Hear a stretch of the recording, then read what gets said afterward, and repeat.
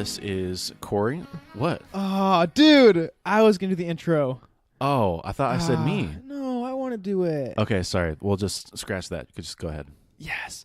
Welcome to another episode of Cultivate and Keep. Welcome, my friends. Corey, how are you doing, man? How's life? I'm doing well, thanks. See, you got to spice it up a little bit. All right. I respect it. That's all I have for an intro. So Okay, cool. Well, before we get into today's topic, just wanted to quickly shout out our Patreon supporters. Thank you to our Patreon supporters. All of you, you know who you are. You can find out more about how to support us and also who they are by going to cultivateandkeep.com/support. There's also a link in the podcast notes on your player. It should say, I don't know, something about supporting Cultivate and Keep, probably. Forget what it says by now. But thanks for listening. And you ready to get into it? I'm ready. All right. Yes. Cool.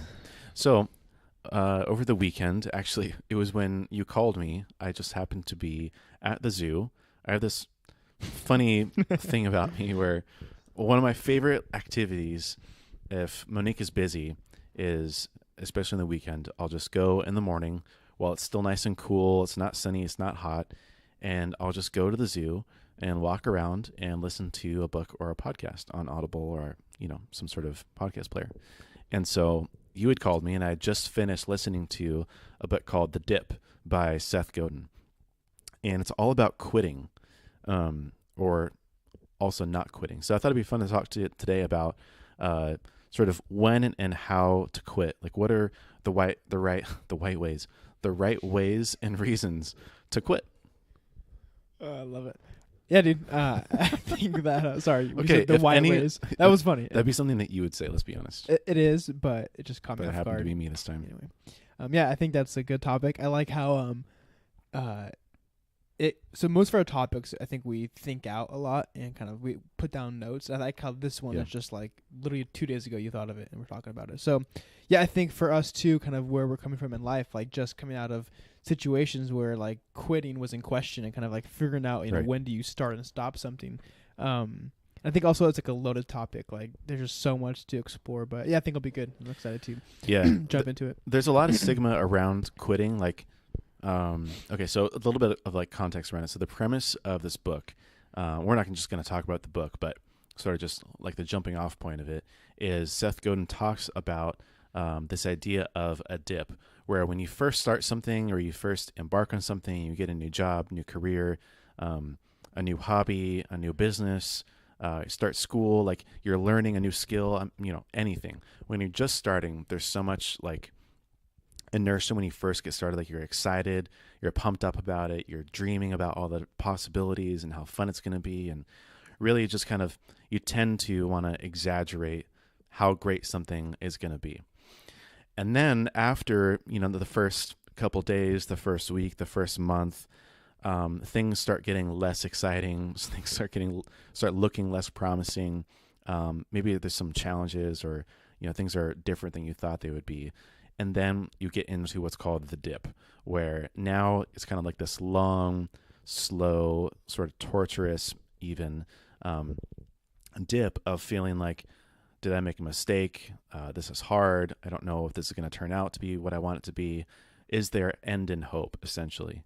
And so he talks about this idea of the dip and how every good thing in life has a dip, because most good things are hard, which is a kind of common theme of our podcasts and our episodes, but how there's a difference between the dip and a cul-de-sac.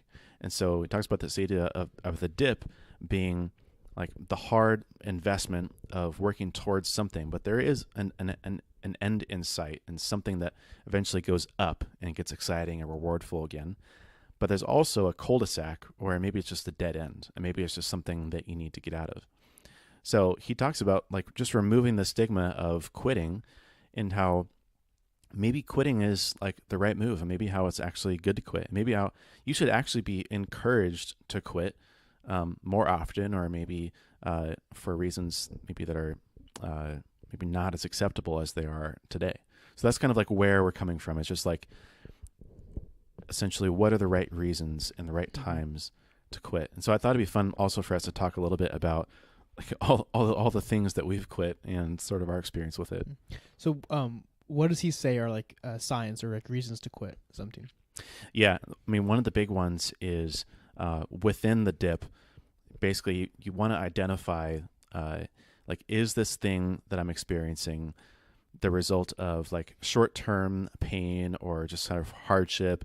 It's taking too long. I'm not seeing results out of it, and it's sort of just like this short-term mindset. Or is this something where you're thinking about like, is this the result of like investment, or is this pain that I'm experiencing sort of momentary or just sort of necessary steps to take towards something greater? But so how do you answer that? Because it's like, I feel like if you're in the middle of something new and exciting, like that's a very like fine line. I think with both of those, like if it's hard, let's say, you could argue both sides. Like, does he get more into like how do you determine if it's, you know, short term pain, or is it because it's simply not going to be sustainable? Like, how do you know? Yeah, I mean, I think there's definitely like a very large gray area of things, but I think you can also just sort of be honest with yourself and think, well, do I not want to do this anymore because like I'm sort of spoiled and like I just don't want to put in the work, or do I not want to do this anymore because I think that this other thing has much more promise, or because this isn't what I thought it was going to be, or because I think that my talents will be more useful elsewhere. Yeah, so, I mean, it really is sort of just like sitting down and really being honest about like, is this something that I should continue to invest in, or should I start investing in something else? Got it. So the book, in large part, argues like that quitting isn't all the way bad. Is that what you're saying? Exactly. Yeah. So it's a really funny idea. It's like a dichotomy because quitting is always like seen as being like, don't quit. You know, it's bad. Yeah, but also that like, how do you get through the dip too? You know what I mean? Like, how do you persevere through something when you do want to quit? And it's encouraging to know like, well, what are the right reasons, the right times to quit? And sometimes like you just go from like, basically what he says is some people think that they're in a dip because they're just going to stick it out and they're just going to sort of keep investing and keep going into it. But in reality, they're in a cul-de-sac. They're in a dead end where it's not going to take them anywhere. But they think, well, I can't quit. Like, winners never quit. Yeah. And quitting is bad. And I'll never get anywhere if I just keep quitting things. So they just keep investing. They just keep putting in the hours, keep putting in the time, when in reality, it's never going to turn out to be something that's worthwhile. That's a good thought to like think about. Like, what are you doing right now? Is it a cul-de-sac, or is it, you know, like, where are you at? Like, is it a dead end? Like, do you just need to stop? Yeah, dude. I'm like thinking in my head, like, right? Is cultivating keep? Where are we at, dude? No, I'm just playing. But yeah, I mean, that's what it should do. It should cause us to like think about whatever activity we're involved in, or what do we put our time towards. Like, where do we stand? Like, how is this actually going? Yeah. I'm assuming he talks about like taking an honest look at it, right? And like like diagnose kind of where you're at. I want to read the book. It sounds really good. Yeah, no, it's really good. I think he also, I think some people can be scared of quitting too. He makes this analogy to going to a doctor, right? Where maybe you see some signs that things are wrong. Something's achy or it's not performing right. You can't move it or it looks swollen. But maybe you're afraid to take it to the doctor because you don't want to hear and confirm maybe what you're afraid of.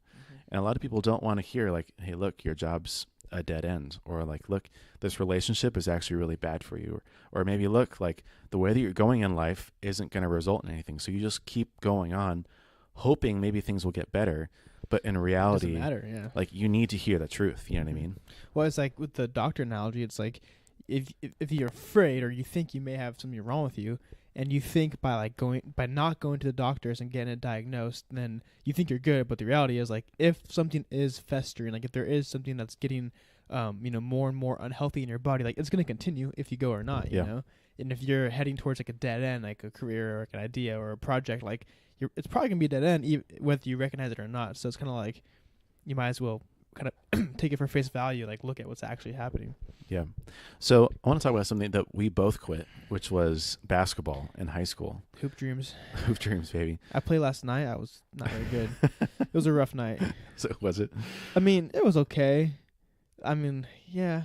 It's weird. Like in my mind, I was hooping, but I think the reality is I wasn't. Like if Connie was on the sidelines, she'd be like embarrassed for you, basically. A little bit. Oh, dude, this is so funny.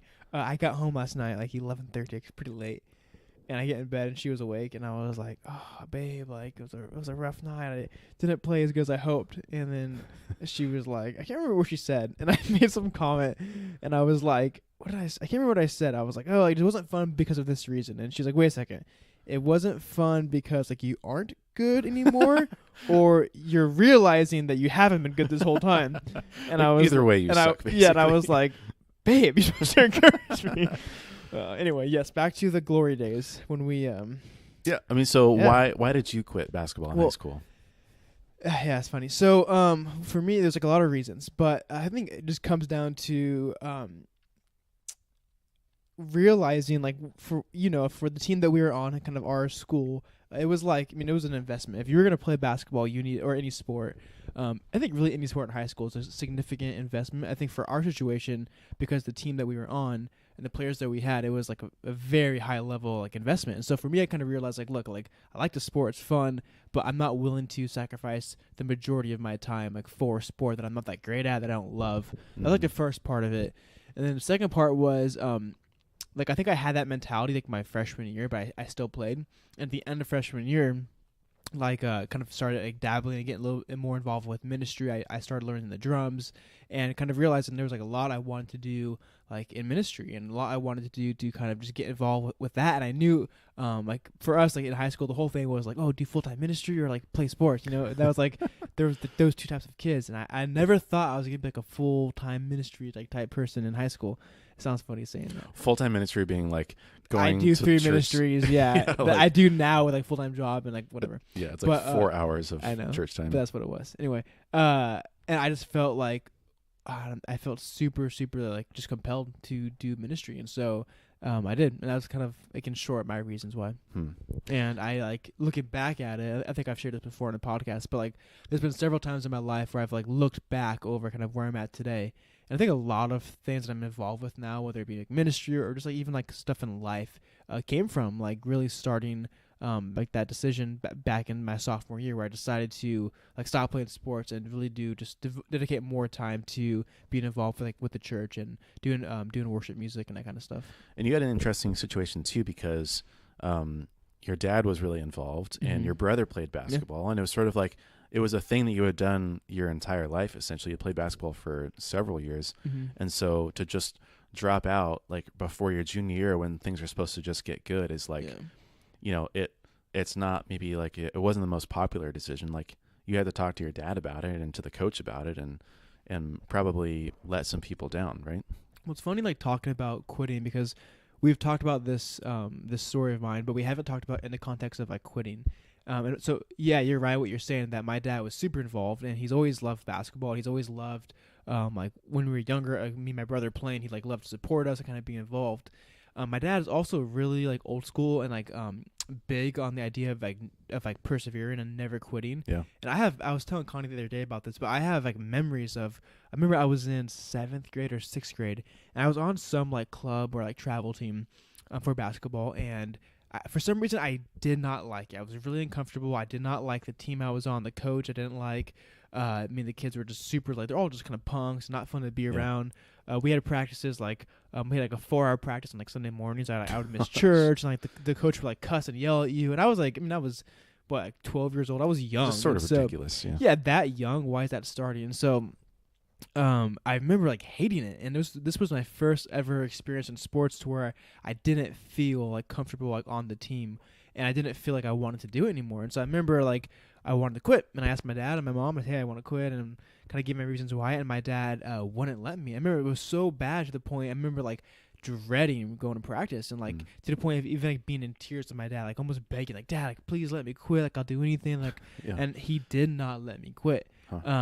And it's funny, like I actually like I'm glad he didn't. Like I don't feel like bitter towards him or feel like bummed. Like I'm glad, because he taught me like, dude, like some things in life you need to persevere at. And I think that was an example to where like we knew, like for me, like basketball was probably going to be a colder sec. We knew I was not, let's be real, at some point 5'8" on a good day, like, you know, I'm not gonna really good day. I'm not gonna make it big time, right? So we knew that, but just learning the principle. Oh man, learning the principle of like to not quit, to not give up, I think is super, super, super important. And I might have a hard time with this discussion because like it sounds like the book is way on the side of like it's good and to quit. I'm not used to thinking that way. To be honest with you, like that's not how I was like raised. But I do think like as we're talking about it, I do think this like new like way of thinking. I don't want to say new way of thinking, but this way of thinking is good. I think it's good, but it's not natural for me because I was raised in a way to not quit, and no matter what. Totally. Well, I think I'm glad you said it because there is the dichotomy. Like I said, he talks about like what things you should quit and then what things like identifying the dip or the cul-de-sac. And essentially like he encourages, like I don't want it to be like why you should quit. Yeah. You know what I mean? Like the whole premise is kind of when and how to quit. Well, I mean, I think, but this is really good to talk about because I think if we did this topic without you reading this book, we'd probably talk about don't quit, right? And that's kind of, I feel like a theme of what we would, that's kind of how we seem to like very speak black and is white like and, do what's hard, kind of that's how we seem to communicate. But so I like that we're talking about it. I just think, at least for me, it's I'm not used to it, you know. So it's good to think about. And okay, so I'm going to jump ahead a little bit, but I think what it really comes down to is it's sort of like the idea of cutting the fat. Like, what are the things that aren't going anywhere that you should quit so that you can invest in other things that are much more worthwhile and rewarding. And there's times and seasons for things too. So a little bit of my story of why I quit basketball. I had sort of a similar or a different experience from you in that I really didn't play any sports until I got into high school, at least seriously. I played a few sports like my 8th grade year, but even before that, like my only other experience was playing Pop Warner football in 7th grade. That was a really hard experience for me. I didn't know that. I thought you played more sports than that. No, not at all. So it was like a really steep learning curve for me coming into high school. I had been like involved in like competitive sports from like 2nd grade. Yeah. No, I had no idea. Literally nothing at all. Okay. Which I don't like regret or like blame my parents for, but like it would have been, I feel like I would have had like an easier time if I did. But that actually explains a lot. It does. Not like but I remember like actually like playing with you and having practices. I remember like with one, you know, Coach Brad would be involved. I remember like the shock on your face when he would be a little intense, you know. Oh yeah, totally. Well, okay, but it wasn't that shocking because in 7th grade I played Pop Warner football on a team that I knew nothing about. I didn't know. I kind of decided on a whim that I wanted to play football. And my dad had never brought it up to me before. I like brought it to him like, hey, like what if I played, you know, tackle football? And he's like, all right, let's find a team. And so he found the closest one to our house, which wasn't in a nice neighborhood. And it was sort of like in a more ghetto area, I would say. And so I played with this, like for the first time, I was basically just sort of like basketballs, but like thrown into the situation where literally everyone on the team had been playing since probably like kindergarten, to be honest. Some of them, like, literally, like, I mean, their dad was a football player, their brother was a football player. Like, they were, like, out of the womb playing football. Yeah, I feel like Pop Warner is, like... It's very serious on, culture. Like, serious side, yeah. Yeah, and so I was thrown in, having been the only kid who had never played before, and, like, 3 or 4 years, at least, back from everyone else. And the coach he was literally a Marine and, like, a drill sergeant. And, dude, he was so intense. There was one time... this was like at the end of practice. We went on an 8-mile run all together in full gear. And this was after practice, like after like a long 2-hour like strenuous practice, because someone messed up, and so we would go run. And anyways, back up, dude. So 7th grade Corey, chubby cheeks, like big gap in his 2 front teeth, like comb over hair. Oh man, so cute. Dude, okay. I'm just thinking of you in like a helmet. So and actually, your cheeks all pushed up, man. Okay, but seriously, actually, that was part of the reason why I ended up quitting, was because my helmet, I don't know if it was like I have like a crazy head shape or like just more like round than normal or something, but I couldn't get a helmet big enough for my head.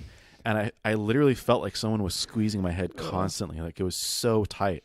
I was wincing literally like constantly. And I would ask for a bigger helmet and they'd be like, no, like, you know, suck it up. Like, like just being kind of like dumb and ignorant. So you quit. I didn't know that's where this was going. Yeah. Okay. So I played for 3 months and it was like a 4 or 5 month season. We were like halfway through the season and I quit. And was that like a battle? Was your dad cool with it? Dude, it was such a battle. Well, because we had, I mean, it's not cheap either. Like football gear, Yeah, it's expensive. you know, I mean, we probably paid like $500 for all the Mhm. stuff. And now we're midway through the season. And mind you, there's only like 8 games you play in a season. And so I think we had played like 4 by that time. Mhm. And so I didn't want to let my dad down. Like I had already like gone through all this. I didn't want like the kids to think differently than me, or like, you know, different as me. Like, oh, like he's the quitter kid, or like, where's Corey? Well, he quit. Like, Mhm. you know, blah, blah, blah, make fun of him. So there was a lot of like anxiety and like pressure, but it got to the point where I was so tired, like going from school to practice. And then we had practice 6 days a week, and there were like long practices. And then the 7th day, like it was literally, no, we You're had, in 7th grade. yeah, no, we had That's so practices 5 crazy. days a week, Monday through Friday, and the Saturdays were games. Um, and it got to the point where I was so tired that like I was falling asleep right after practice at like 7 p.m. and then I wouldn't wake up again until school. I didn't get my homework done. My grades were slipping, and so finally I remember I was laying on the couch and I had fallen asleep, and it was like 11 o'clock. My dad was on the computer, and I got up and he was like, "Hey, like, are you okay?" And I was like, "Honestly, I'm like pretty miserable." And I was like, "I'm really, really tired, and like I'm not having fun at all." And he's like, "Well, like, would you like want to quit if you could?" And I was like, "Yeah, I think I would, but like I don't want to." And he kind of told me like, "Well, it's okay to quit. Like I'm not going to be mad at you. Like I want you to stick it out, but like also it's okay." Also, part of the backstory was I was like super bullied. And it's funny that you mentioned like 7th grade Corey, because I was very bullyable with my teeth. Were you big though? I was big. I mean, going in 7th grade, I was 5'9", like 130. You're 5'9", 7th grade. Yeah, That's such crap, yeah. dude. I'm 5'9" now, bro. 24. But that was also part of it too. Was I had these big chubby cheeks and these giant buck teeth, and they called me. I at the time it's hilarious because I thought it was like an endearing. Like they have a nickname for me. They called me Snitsky.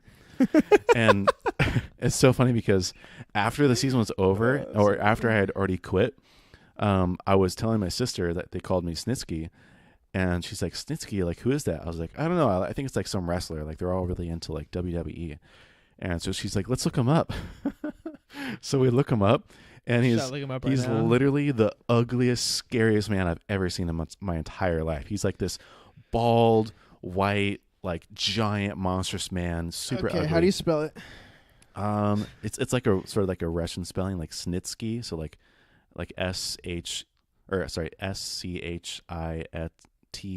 SCHITSKY or something like that. Okay, listeners. And he's a wrestler. And that was like a crushing moment for me. And but like a lot of that bullying too, like just made me realize like, dude, this is not healthy. Like I was like, I mean, it was really miserable every day, dreading going to practice. And so I decided to quit. And the coach like tried to get me to stay, and was like, you know, I understand, but like the season's halfway over. And that at that point I was done. Like it was really like like probably the most miserable thing I've ever done in my life. Do you see him? Oh my god. Wait, show me. I haven't seen it in such a long Okay, time. hold on. I gotta find a good one. And it wasn't far off, honestly. Kinda like Yes, that. that's exactly the picture. Guys, type it in. Snitsky. It's Snitsky. Snitsky. Okay. Snitsky. Snitsky, that's right. How it sounds. Wow. That's so funny. I'm sorry, I probably shouldn't be laughing, but this is really funny. Okay, so this is a ton of backstory for now me talking about basketball. But basketball, for me, like now, again, it was sort of a similar situation where I was really invested. I had all the gear. I was going into I was in my 2nd year now. And basically, sort of like you, got to the point where it wasn't that fun anymore. And I realized, like, well, one, I had this kind of pipe dream of thinking, like, oh, I'm giant going into high school. I'm 6 feet tall, 160, 170. Like, by the time I'm a senior, I'm going to be like 6'6", and Yeah, I can you get got a like chance. college basketball. You have a chance to make this, right? Well, after my sophomore year, I was still exactly the same. I hadn't grown. I hadn't gained any weight. I was still like this skinny, scrawny, lanky, uncoordinated kid. It's like, that's not going to happen. Like, this is a cul-de-sac. Yeah. You know what I mean? And but I was really afraid. I didn't want to quit during the middle of the season because I just like promised myself that I wouldn't do that Yeah. after playing football. And so I stuck out the season, but then realized like sort of like you did. That was right after, just a few months after I'd become a Christian. And by that time, I was going to small group consistently, and I was leading worship, and I was going to homeless ministry and getting more involved in Tuesday night group, and also just sort of decided like there's a lot more things that I'd like to do. Also small group leadership of like, this deserves my time rather than basketball, because it was super intense. You know what I mean? Like a lot of people had to choose sports over ministry, or one sport over all other sports. Yeah. I mean, for me, like I don't regret it. 'Cause, I mean, for me, high school was so much fun. Like I enjoyed my high school time. Totally. Like I feel like if I would have like stuck out playing, I wouldn't have, you know. Yeah. And I'm really glad that I didn't quit like mid season. It was kind of like it ended, so it was kind of like you renew, right? Do you renew or not renew it, like a lease, whatever? Right. And so I just chose to not do it again. And so, like for me, that was really good. And I'm also like looking back at it, I'm glad that again when I was in 7th grade that I didn't have a choice to quit. At the time, it sucked, but I'm just thinking like, when I have a kid, right? If I have a son, if he's playing a sport, like what would I do? And like I hope that I have like the strength to be like my dad and really encourage him to finish. And I think there's like a balance. Yeah. I don't remember when or what it was, but my dad did allow me to quit something. I think it was like a basketball team. But it was like another one that I wanted to quit, and he let me quit. And it sounded like, from what I remember, it was similar to yours, to where he kind of explained it to me, like saying it is okay to quit, and here's when. I think at that point he knew I had like, learned a lesson. Yeah. Of like to not give up, basically. And that it is important to persist. Yeah. And so, like we said, like I mean, when and how is it okay to quit? I want to get into a couple more examples if we can, sort of quickly, but like preferably don't quit in the middle of things. You know what I mean? Like stick it out at least to some point where you're at a good place to quit. You know, quitting when like you're needed, or quitting when someone's depending on you, or quitting like right in the middle of something important is never a good idea. But also I think quitting gracefully, you know, like there's a difference between like, I have a good reason for this, I want to focus on something else, and I'm going to do it respectfully and give you, you know, a handshake and thank you, rather than like storming out and, you know, throwing your jersey in a trash can full of fire and like, you know, saying, screw you, I'm never coming back. And, you know, there's definitely a graceful way to do it too. Yeah, I think also not quitting when stuff is hard, like only quitting like on a positive like note. I think it's important. Like if you're gonna walk away from something, like do it when it's like hard to do so, like to where like you're doing well in a sense, like you feel like your time in that activity is done, right, and it's ready to move on. I think that's important, because if you're gonna quit when stuff is hard, like you're gonna be tempted to quit often, because you know if you're doing something that's probably going to be hard fairly often if it's worth doing. And so I think, you know, as I think about it more, I think maybe one of the main pieces to this is quitting is okay when like there is no reward or it's even detrimental, but like otherwise don't quit because there's going to be a reward. You know what I mean? Like when there's no longer the reward of like getting a basketball scholarship or even enjoying playing, or like now you have to sacrifice all these other things that you'd like to do, that's a detriment to your life, and it's okay to quit at the right time and place. But for other things, like if it's just hard, if it's just painful, if it just kind of sucks in the moment, but there's still going to be a reward at the end, even if it's just a lesson of sticking it out, don't quit. Like that's not the right time. I think like be slow to quit is like a good principle. Like if you're gonna stop something, like be slow to do it. And by that I mean like get advice, talk to people, think it through. Like kind of like you said, don't quit gracefully. Like, don't quit by like storming out or by out of like an emotional like response. You know, so be slow to quit spontaneously. Just do it thoughtfully and slowly. So so more recently, probably more like tangible, more real life for us. Both of our jobs. So we both like changed pretty recently. So last year in August was when I left working for my family's company, and I had been there for like about 6 years. That's crazy. And I never thought I was gonna leave. I always thought I was gonna be there. And I think for me, like now that I'm kind of hearing like the the thought process behind Seth Godin's book, I feel like I was definitely like in like a colder sack environment, and it was funny for me like. But maybe earlier on you were in. Well, that's what I'm trying to say. Yeah, I wonder if he talks about this. He probably does. Like when you try to punch through like that colder sack, and you try to keep going, and you just keep kind of going round and round and round. Like that's for sure where I was at. And I think you probably remember me like in the time like just sharing with you kind of how I was doing. But and I'm sure you remember. I was frustrated. I wasn't satisfied. I wasn't happy, and I had constant I desired, like I wanted like something more. I wanted to really be in like a position of like being in ownership of what I was doing. And I think for me, like I was like trying so hard to make it fit. Like I was trying to like, I convinced myself that this was the path for me and this was what I was going to be doing. And I wasn't open to anything else. And so I was just set on that. And I think because of that, like I wonder like if I missed any other opportunities. Like, I don't know. Like I'm not saying that as if like I'm not happy with what I'm doing now. Like I love what I'm doing now, but I just wondered like because I was so set on that, like I wonder if I missed out on something. But yeah. So for me, I feel like I tried to punch through it. I think for a while I was in this colder sack environment, and it took me a while to like kind months and months, like not just like close. I would days, say over a year, like probably a year and a half. I think Yeah. I knew deep down I needed to explore other options, but I think I so badly wanted to make it work. I wanted, and so that was my experience. And so I was very slow to quit. I think too slow. So I'm on that side of the spectrum. I think others are like, this is hard, I'm gonna quit. You know, so I'm like the opposite of that. So. I for sure need to grow and like learning when to quit probably sooner. That being said, I think for me, like in that year and a half or year or so when it was hard, that previous job, I am glad I stayed that time because I think I learned in that experience. I think it was good for me to do a job I didn't want to do for a long time. It was, I mean, it sounds silly, but I think it was just good for me. Like it taught me to like persevere and to put my head down and just like simply get the job done. When I would say about a year and a half. I knew it was hard, right? I would say about 6 months in, I considered like looking for other work, and I think I started applying for some jobs.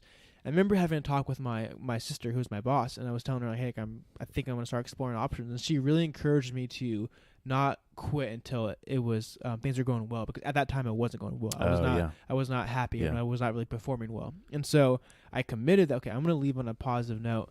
And actually, the second to last month before I left, I got like Employee of the Month award. Like I ended up like I had like our top sales numbers. I did really well, and I was motivated to like leave on a positive note. And then the following month I quit, and so it was like for me, it felt like I wrapped it up and I did what I could, and I stepped down. So that was my quitting story with the job, and yeah, that was me. Yeah, and one thing I wanted to note too was I feel like part of the stigma around quitting is that if you quit something, like that's the end of it.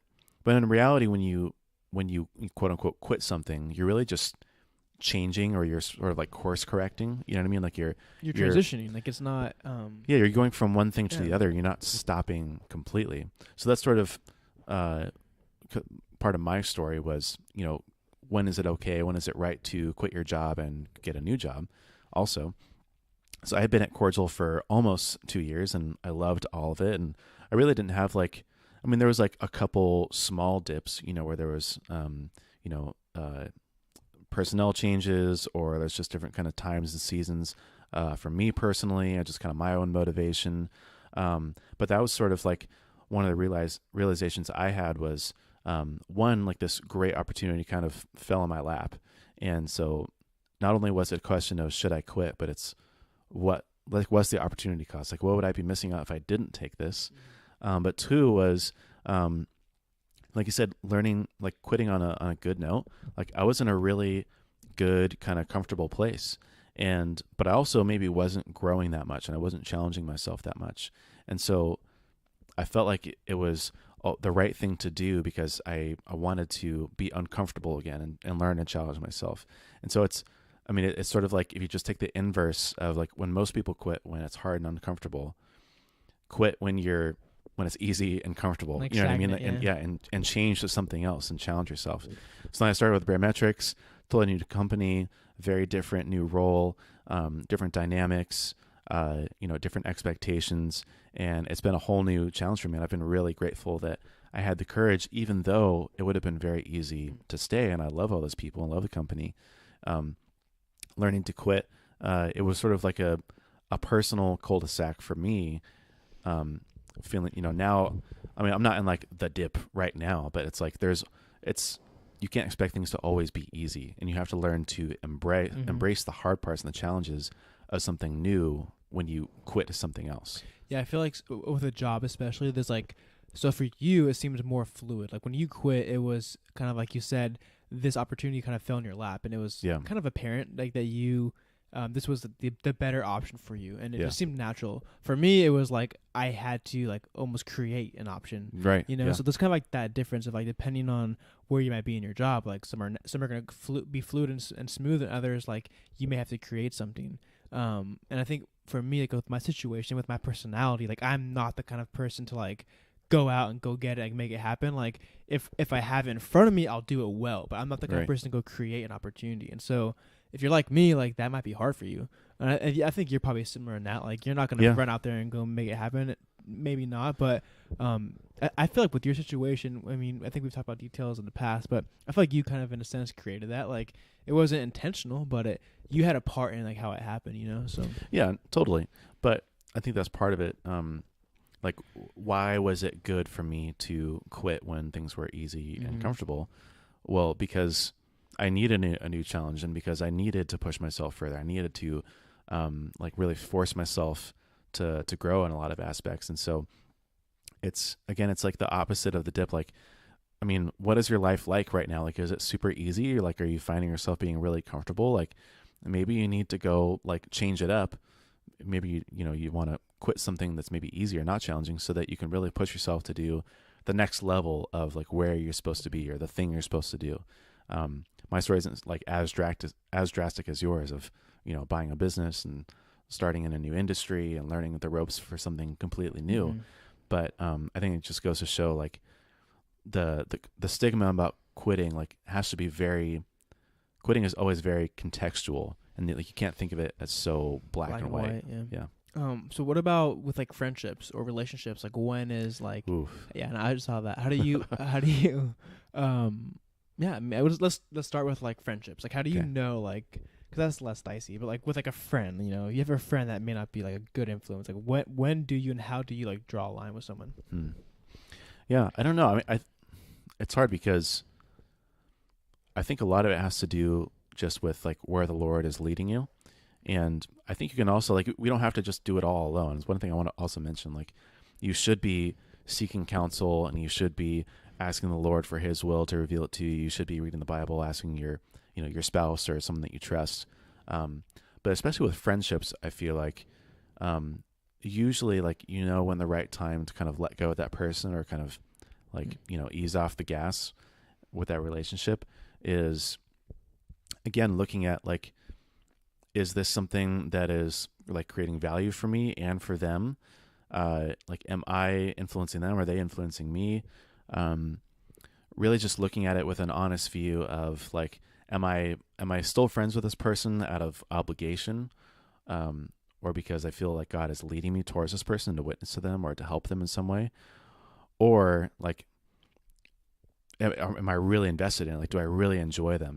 Because I feel like we hold on to a lot of friends maybe that we should sort of let that relationship go just out of a feeling of like feeling guilty. Like, what if I don't?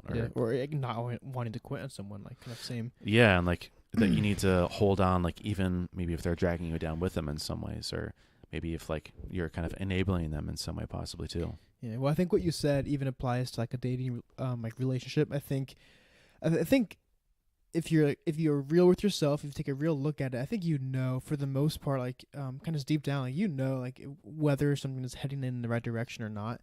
And when I say deep down, I don't mean like you just inner like supernatural like sense. I don't mean that. Yeah. I just mean like if you are walking with the Lord, and if you have surround yourself with good friends and good mentors, and there's gonna be conviction. You have like a check and a balance, right? And then there's gonna be conviction. You're gonna know like, is this good or not good?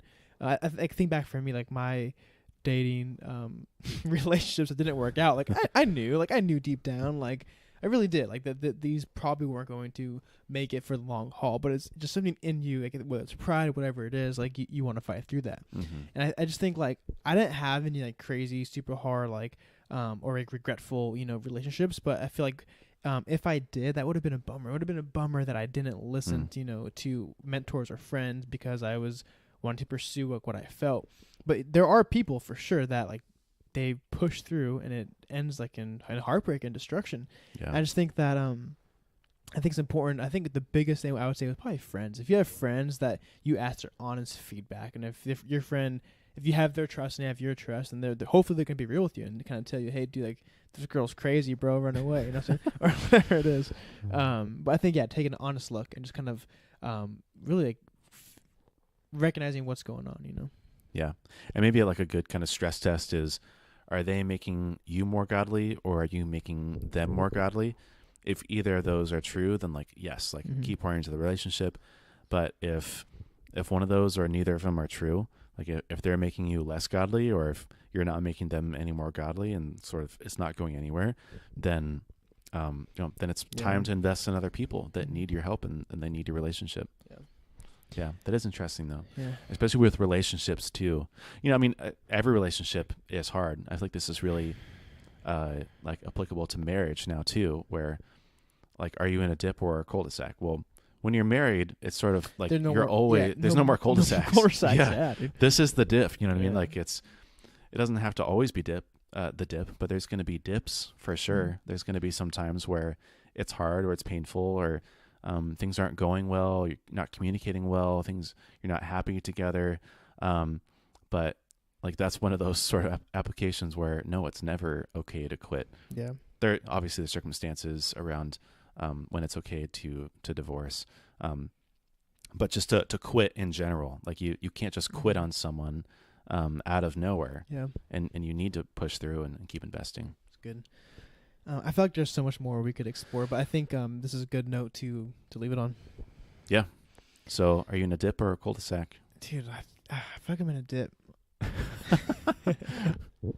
No, I was telling you, I think I was telling you earlier, like I think it was the last episode. Yeah, I was like, I feel like for me at least, where I'm at, like, dude, I feel like things are going well. Like I'm super grateful and excited. Like just kind of where I'm at, man. What's happening? So.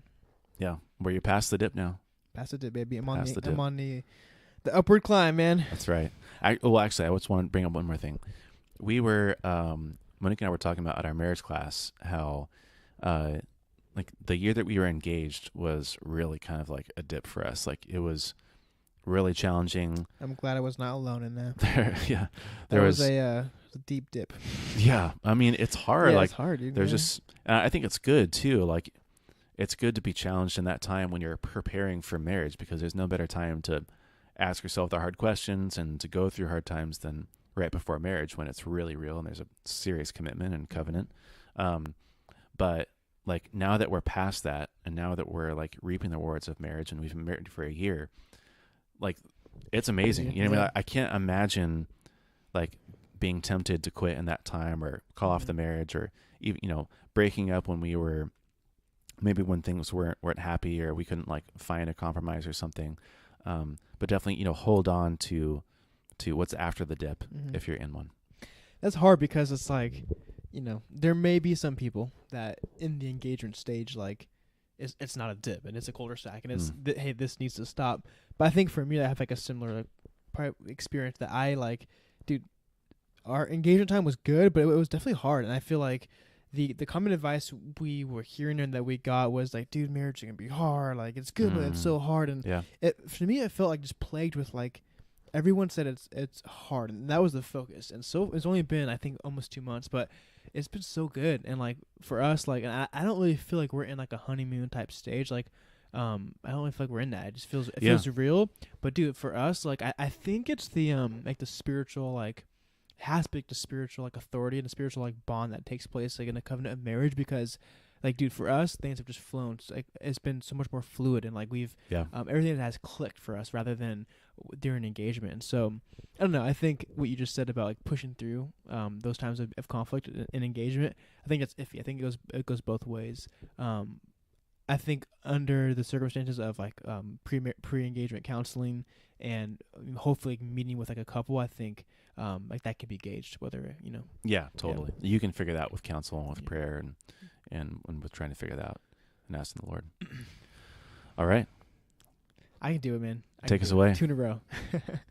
All right, guys. Well, thank you for listening. I really appreciate it. We appreciate it. We do.